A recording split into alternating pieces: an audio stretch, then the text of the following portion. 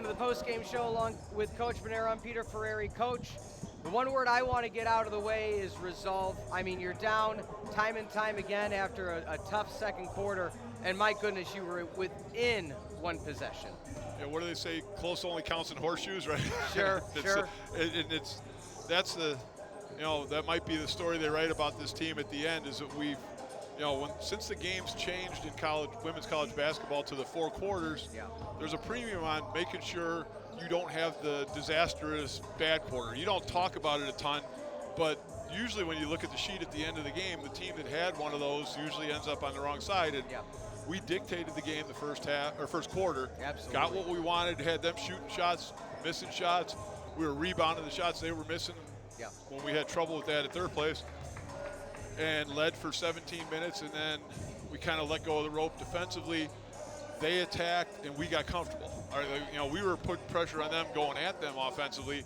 Then we settled for stuff. You could say those were open threes, but they were kind of deep threes. And so, so the idea to keep attacking was what we were hoping to do. Yeah. When we didn't do it, they did. The second quarter kind of 180'd, where it was like they did what we did to them in the first, and there you lose that quarter by, was it 8 or 10 points, and now you're chasing uphill. We don't get, again, you give the girls credit that we don't give up. We're trying hard. We're doing all the stuff. The devil's in the details sometimes. It's it might not be even stuff that sometimes the people in the stands can see, or off a scouting report, or a certain way we're playing something, or sometimes it's the 50-50, the loose balls that they get. The other night at Carroll, it was a rebound off a free throw that got them tied to get the game in the overtime. So there's there's probably 70 possessions for each team in each game, and if you turn a couple of them in your favor on either end of the floor, we're out of here with probably 2 wins this week, and we're feeling pretty good about ourselves right now. We go into the bye, so to speak, with a little reflecting to do and trying to figure out how can we make a couple more plays. One player I want to call out is when you brought Green off the bench. That really was a catalyst. 5 points, a quick steal, but again, that shows to me that you got your players ready at all times, and she really helped out get you that close at the end. Yeah, give her a lot of credit. When you're a freshman, sometimes the availability, the opportunities are there, and sometimes they're not. Yeah. When Margot got hurt a couple weeks ago, Malia hadn't played hardly at all. We got her ready in practice, and she did some good stuff the last few games. And now we've got a lot of people that can get in the game and play. Yeah. And got to a point where we need to, we're trying to manage Mari's foul trouble. Yeah. Trying to give the other guards a little bit of a break. So we went to her, and she made me look good for a couple minutes there. And I probably needed to get her out a little sooner because she ran out of gas a little bit on the defensive end. But it's the learning curve of the difference between high school and college, the physicality, the pace. When she goes like she did in that short burst in those couple minutes, she's a very good player.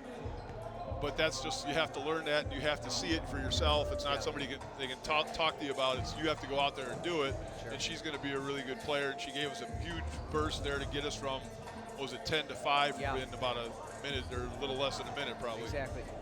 Morrissey led the way offensively, defensively, and there's only so many adjectives I can use on a broadcast for how much she means to this team.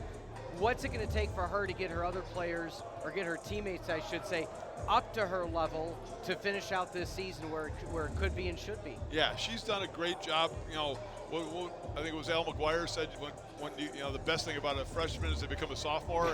And last year she was a good player, but she didn't finish like she did. She didn't rebound like she did. She shoots the free throws better this year for the most part. So she's had a great year.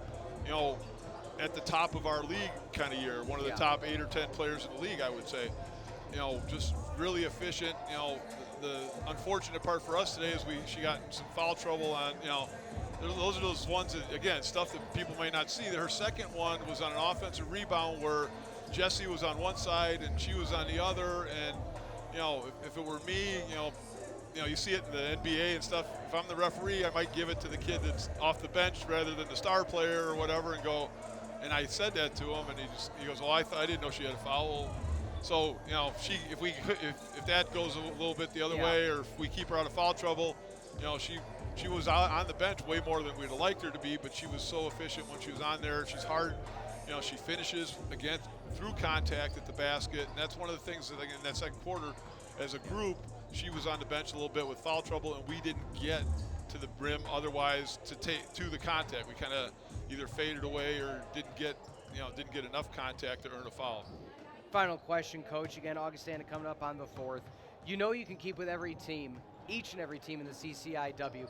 What's going to be the conversations with the team between now and then to make sure they're reminded, hey, you can do this? Yeah, and it's such a fragile balance because there's a confidence thing, and we just told them, with the other night and today it's like, we're not walking out here going, boy, we're really struggling. Yeah. We're going, no, we played really well for 30-some minutes, but we gave away 5 minutes or 10 minutes or whatever, and you can't do that in a good league in college basketball, and we're paying for it.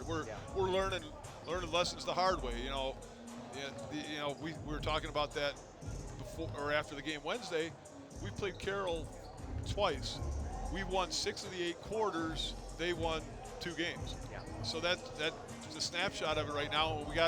I told them we just had the discussion about it there. It's like we don't need to change everything. We don't need to change the offense, change the defense. We just got to be a little more refined in certain places on both ends to make a couple plays to turn the results in our favor. Sure. Well, Coach, best of luck. Hope you get to rest yourself these next few days, and look forward to seeing you soon. All right, appreciate it. Thank you. Thank you. All right, Coach Bernero there, kind enough to share some time with us, his post-game show. Tough loss, but nonetheless, a lot of resolve for this squad. The final was 58-55 as the Firebirds fell to weak in NCAA CCIW D3 women's action. For Pete Ferreri, for Mike Love, for John Voinovich, for Natasha, for Emma, and everybody, this program has been a presentation of the Firebird Broadcast Production Crew and Carthage College. Stick around, the men's game coming up shortly on the Firebird Broadcasting Network.